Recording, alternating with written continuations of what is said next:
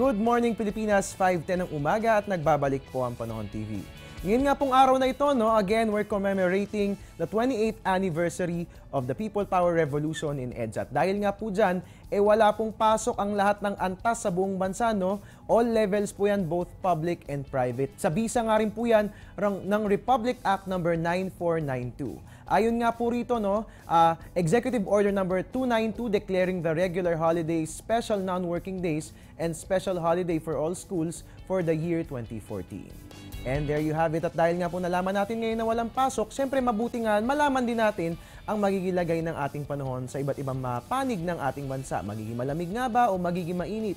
Ating sisilipin yan sa ating temperature forecast. Unahin po natin dito sa atin sa Luzon, sa SBMA nga po ay magiging mataas ang ating temperature with 21 to 31 degrees Celsius at fair weather ang mararanasan. Sa Baguio naman po ay magiging malamig ang ating panahon with 11 to 19 degrees Celsius.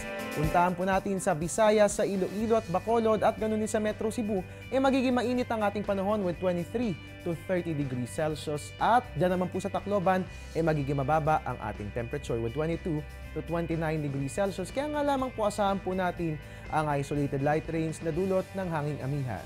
Diyan po sa Mindanao, sa Cagayan de Oro, magiging mababa ang ating temperature with 23 to 30 degrees Celsius. Habang sa Baguio po, sa Zamboanga, magiging mainit ang ating panahon with 23 to 32 degrees Celsius at partly cloudy skies ang ating mararanasan.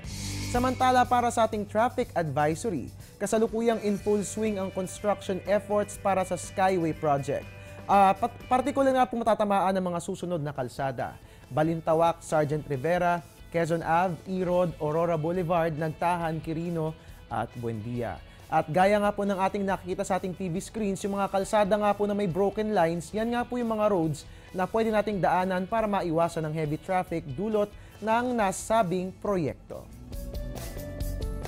At sa ating pagbabalik, sisilipin po natin ang 3-day weather forecast ng Pag-asa. Siyempre mahalagang malaman ang asang lagay ng panahon sa mga susunod na araw para nga naman maplano po natin ang ating mga gawain. Abangan po ang mga detalye niyan sa pagbabalik ng Panahon TV.